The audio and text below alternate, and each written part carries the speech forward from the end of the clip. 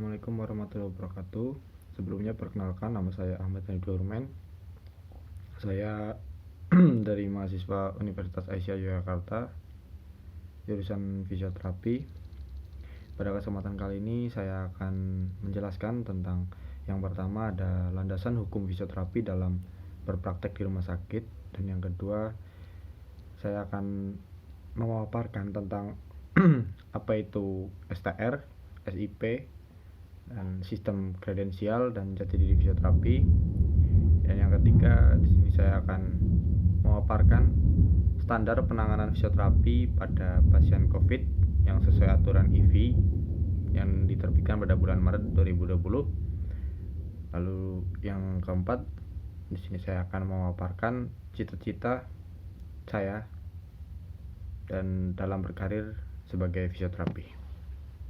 Baik, yang pertama landasan hukum fisioterapi dalam di rumah sakit.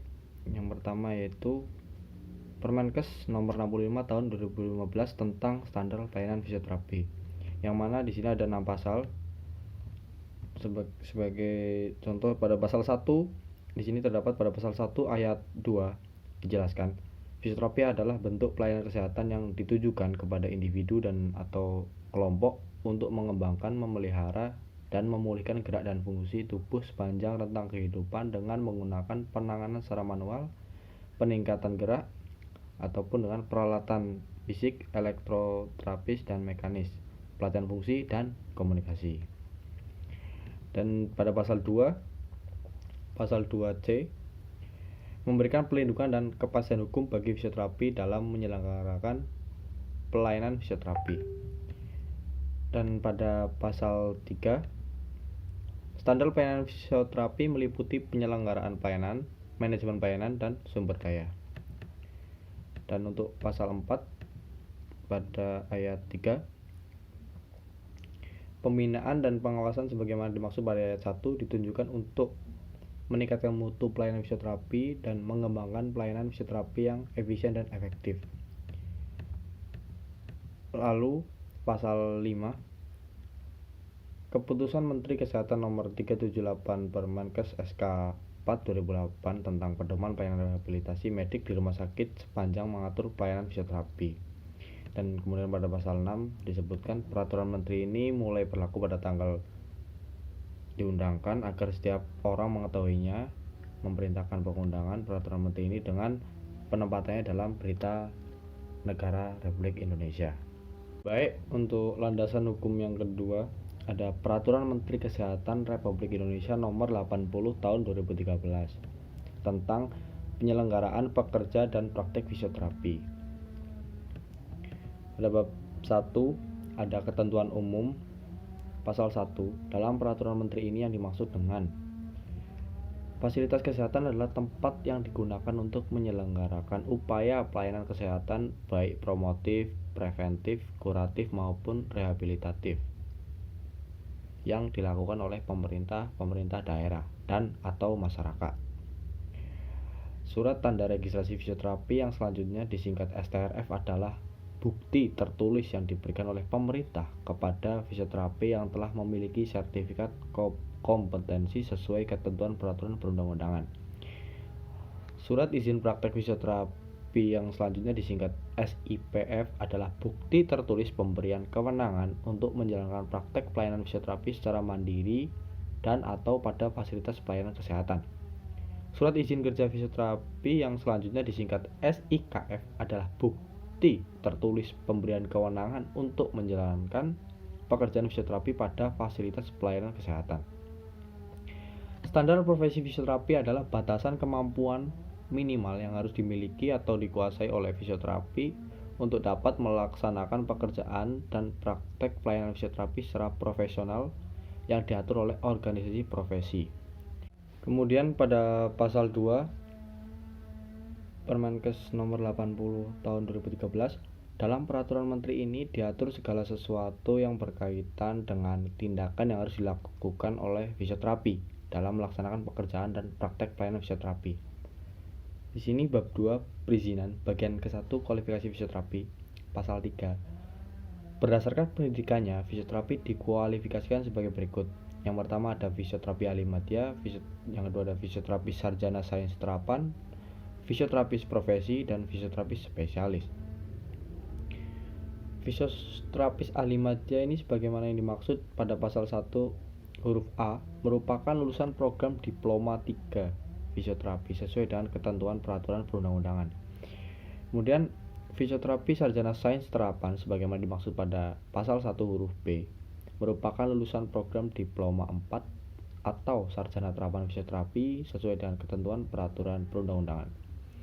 Fisioterapi profesi sebagaimana yang dimaksud pada pasal 1 huruf C merupakan lulusan program profesi fisioterapi sesuai dengan ketentuan peraturan perundang-undangan. Yang terakhir ada fisioterapi spesialis sebagaimana dimaksud pada pasal 1 huruf D merupakan lulusan program spesialis fisioterapi sesuai dengan ketentuan peraturan perundang-undangan. Untuk bagian kedua, sertifikasi kompetensi fisioterapi dan SRF. Pasal 4 menyebutkan fisioterapis untuk dapat melakukan pekerjaan dan prakteknya harus memiliki STRF. Untuk dapat memperoleh STRF sebagaimana dimaksud pada ayat 1, fisioterapi harus memiliki sertifikat kompetensi sesuai dengan ketentuan peraturan perundang-undangan. STRF sebagaimana dimaksud pada ayat 1 dikeluarkan oleh MTKI dengan masa berlaku selama 5 tahun. STRF sebagaimana dimaksud pada ayat 1 dapat diperoleh sesuai dengan ketentuan peraturan perundang-undangan.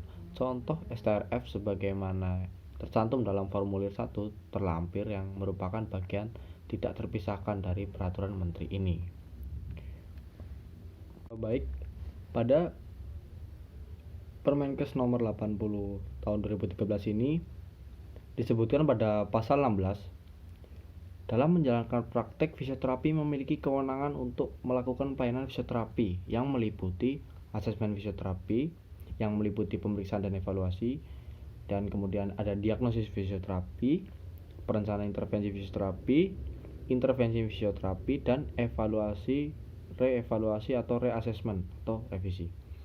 Yang kedua, dalam melakukan pelayanan sebagaimana dimaksud pada ayat 1, fisioterapi dapat menerima pasien langsung atau berdasarkan rujukan dari tenaga kesehatan lainnya. Fisioterapi ahli madya hanya dapat memberikan pelayanan fisioterapi atas dasar prosedur baku sesuai pedoman pelayanan fisioterapi. Kemudian, fisioterapi sarjana sains terapan dapat menerima pasien langsung sebagaimana dimaksud pada ayat 2 untuk memberikan pelayanan gangguan gerak dan fungsi yang meliputi pelayanan yang bersifat promotif dan preventif, pelayanannya untuk memelihara kebugaran, memperbaiki dan memelihara postur, dan melatih irama pernafasan, pelayanan dengan keadaan akuilasi rendah dan bertujuan untuk pemeliharaan, dan pelayanan pada cedera olahraga.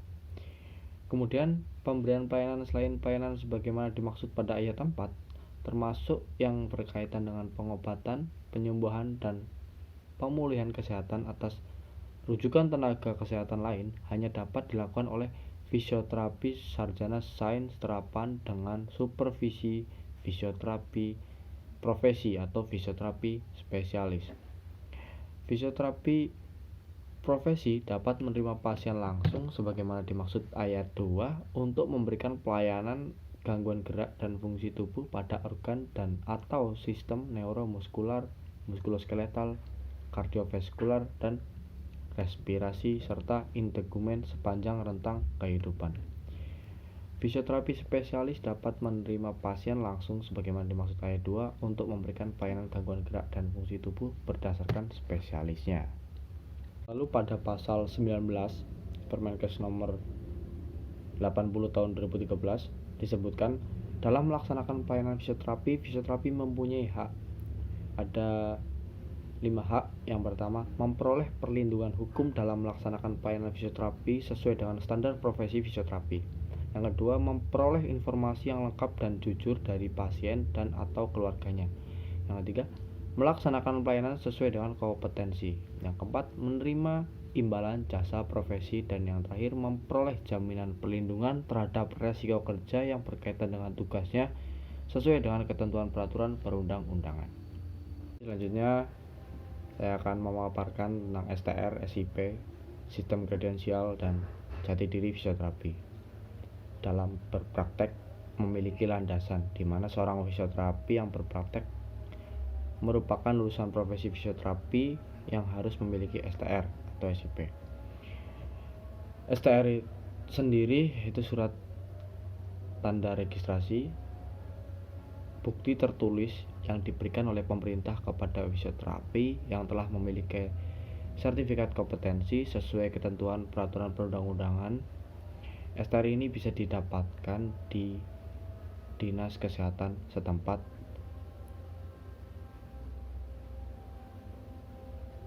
Fisioterapi harus mempunyai STR.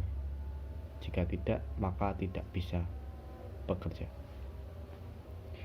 Yang kedua yaitu SIP atau surat izin praktek adalah bukti tertulis pemberian kewenangan untuk menjalankan pekerjaan fisioterapi oleh Dinas Kesehatan setempat, yang mana pelayanan fisioterapi secara mandiri pada fasilitasnya 1 STR bisa untuk 2 SIP yang berlaku di seluruh fasilitas pelayanan kesehatan, berlaku 5 tahun semenjak STR itu terbit. Lalu apa yang dimaksud dengan sistem kredensial? Sistem kredensial ini suatu proses evaluasi terhadap fisioterapis untuk menentukan kelayakan pemberian kewenangan klinik dilakukan tiap 2 tahun sekali oleh IV di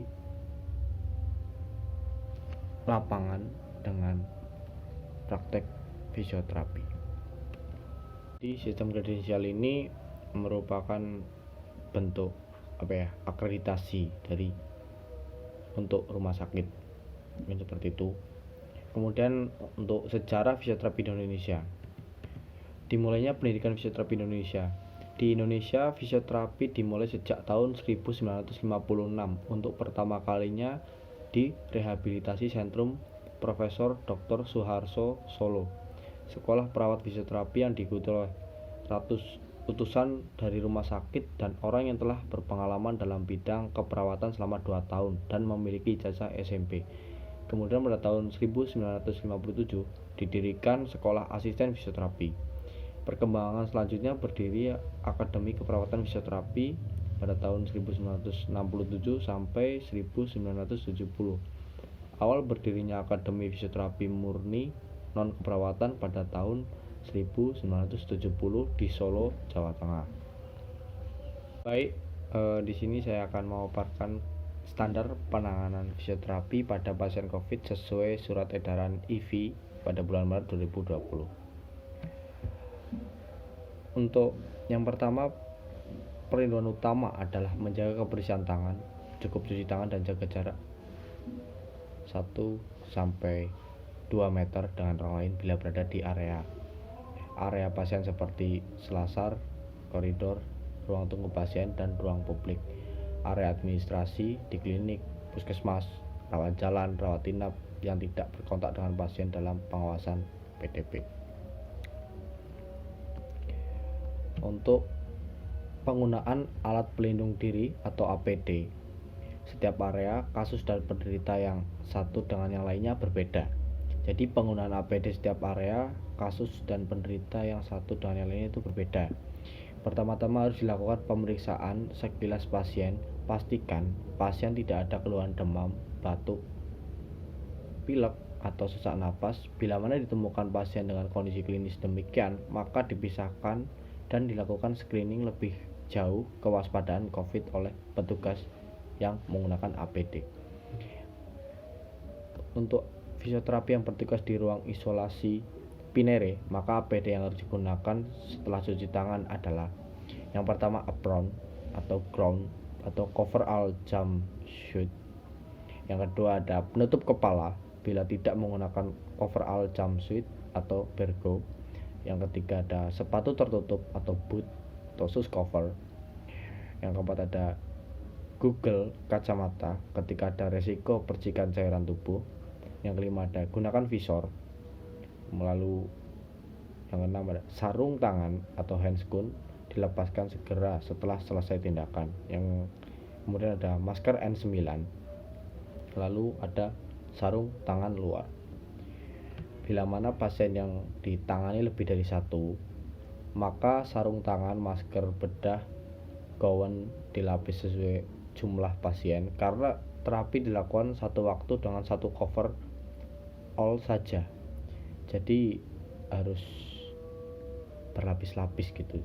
Satu alat itu satu sarung tangan satu pasien menurut edaran dari IV. Setiap satu pasien ganti gown, masker, dan sarung tangannya itu langsung dibuang.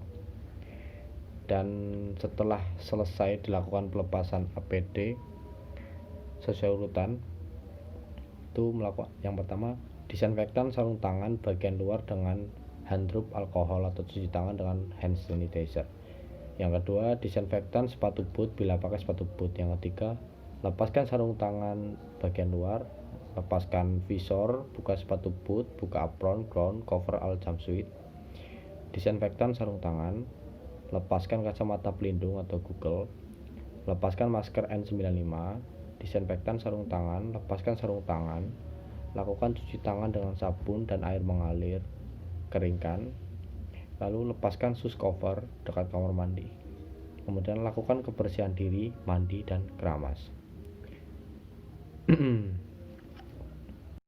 Baik, di sini saya akan memaparkan cita-cita saya atau jenjang karir saya di fisioterapi.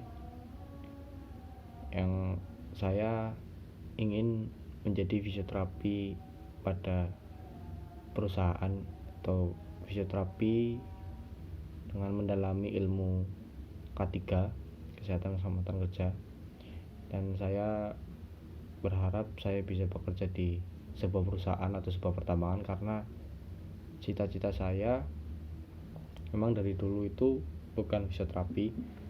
Cita-cita saya itu ingin kerja di sebuah pertambangan atau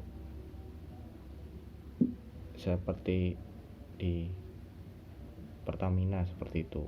Jadi saya harap lewat fisioterapi ini saya bisa menggapai cita-cita saya tersebut. Kalaupun tidak tercapai, saya ingin mendirikan klinik di daerah saya, yaitu Purwokerto, karena di Purwokerto itu untuk klinik fisioterapi itu yang berdiri sendiri itu belum ada. Jadi peluang saya itu menurut saya masih sangat lebar, namun pasti membutuhkan modal dan tekad yang kuat. Jadi semoga bisa tercapai. Amin.